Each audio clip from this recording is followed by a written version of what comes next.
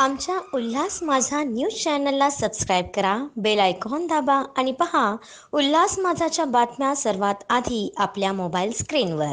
सध्या संपूर्ण देशामध्ये पेपर लीकचा मुद्दा, नीट परीक्षा, सीईटी परीक्षा, सीयूईटी परीक्षा, यूपीएससी प्रिलिम परीक्षा, एसएससी परीक्षा अशा हजारो परीक्षा, एकूण 70 पेपर लीक झालेले आहेत। तरी या शिक्षण मंत्री, भ्रष्ट शिक्षण मंत्री धर्मेंद्र प्रधान याला त्याचा काहीही परिणाम झाला नाही। अक्षरशः 21 विद्यार्थ्यांनी आत्महत्या केलेली आहे। तरी या धर्मेंद्र सारख्या शिव्या तोंडामध्ये येतात। या धर्मेंद्र प्रधान सारख्या नालायक मंत्र्याला त्याची सुद्धा याच्या कानात गेली नाही आणि त्या पदावर तो अजूनही तिथं फेविकॉल लावल्यासारखा चिकटकलेला आहे। थोडीशी नैतिक जबाबदारी या बीजेपीच्या कुठल्याच मंत्र्याला नाही। पूर्ण केंद्र शासनामध्ये एकही असा मंत्री नाही की त्याचं कार्य वाखाणण्यासारखं असेल। मोदी आणि शहा सांगेल तेच हे केंद्र सरकार करते। मोदी आणि शहा, अदानी आणि अंबानी असे 4 गुजराती हे नालायक माणसं संपूर्ण देश चालवत आहेत आणि यांनी इथल्या विद्यार्थ्यांचं संपूर्ण भविष्य अंधकारात टाकण्याचा हा प्रयत्न केलेला आहे। आणि याला वाचा फोडण्यासाठी आपल्या महाराष्ट्राचा भूमिपुत्र अभिजित दिपके याने अमेरिकेतून आवाज उचलला। त्या सूर्यकांतला, जो आज सुप्रीम कोर्टाचा चीफ जस्टिस आहे, त्याने इथल्या युवकांना कॉकरोच बोलला आणि या कॉकरोच शब्दामुळे या कॉकरोच जनता पार्टीचा उदय झाला आणि अभिजित दिपकेने या भ्रष्टाचाराला वाचा फोडण्यासाठी तो या देशामध्ये धावून आला। त्याच्या सोबतीला लद्दाखचे आमचे थोर देशभक्त वैज्ञानिक सोनमजी वांगचुक हे सुद्धा जाऊन आले आणि या 20 दिवसामध्ये संपूर्ण देशाच्या कानाकोपऱ्यात पोहोचण्याचा या उपोषणाच्या माध्यमातून प्रयत्न झाला आणि तो यशस्वीही झाला। पण आतापर्यंत राहुल गांधी 3 वर्षापासून हा मुद्दा घेऊन या सरकारच्या विरोधात लढत होते आणि राहुल गांधीला काउंटर करण्यासाठी या 2 महापुरुषांचा बीजेपी प्रेशर हॉल सारखा उपयोग करत होती। परंतु परवा दिवशी काय झालं की काँग्रेसनं या पाठिंबा दिला या आंदोलनाला, सीजेपीला, वांगचुकला।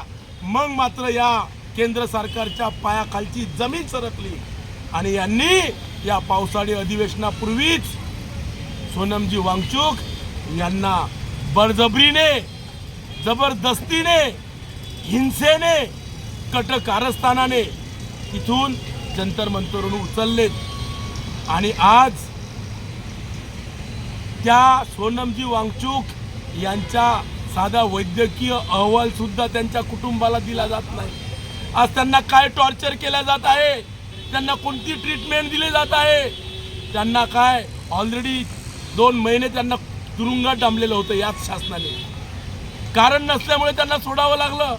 आता त्याचा सूड तर घेणार नाही ना, ही भावना सर्व भारतीयांची आहे। सारखे 10 मंत्री मेले तरी चालतील, पण सोनम वांगचुक सारखा एक हिरा या देशात पैदा व्हायला हजारो वर्ष लागणार आहेत। त्यामुळे सोनम वांगचुकच्या पाठीमागे या संपूर्ण देशाच्या भावना जुळलेल्या आहेत आणि आज या अंबरनाथ विधानसभेतून आम्ही जंतर मंतर येथे दिल्लीला जाऊन उद्धव बाळासाहेब ठाकरे शिवसेनेच्या वतीने जाहीर पाठिंबा देऊन आलेलो आहोत। पण अंबरनाथच्या प्रत्येक माणसाला तिथं जाणं शक्य नाही, म्हणून त्यांनी पाठिंबा देण्यासाठी आम्ही इथं स्टेज हे उद्धव बाळासाहेब ठाकरे पक्षाच्या वतीने मुख्य शिवाजी चौकात इथे उभारलेला आहे। प्रत्येक नागरिकाचं कर्तव्य आहे या आंदोलनाला पाठिंबा द्यावा आणि या भ्रष्ट केंद्रीय मंत्र्यांचा व भ्रष्ट केंद्र शासनाचा निषेध करावा आणि लोकशाही वाचवण्यासाठी सर्वांना मी आवाहन करतो। उद्धव बाळासाहेब ठाकरे यांनी या आंदोलनाला जाहीर पाठिंबा दिलेला आहे. त्यांच्या वतीने सुद्धा मी आज अंबरनाथकरांना जाहीर आवाहन करतो की या आंदोलनात सहभागी व्हा.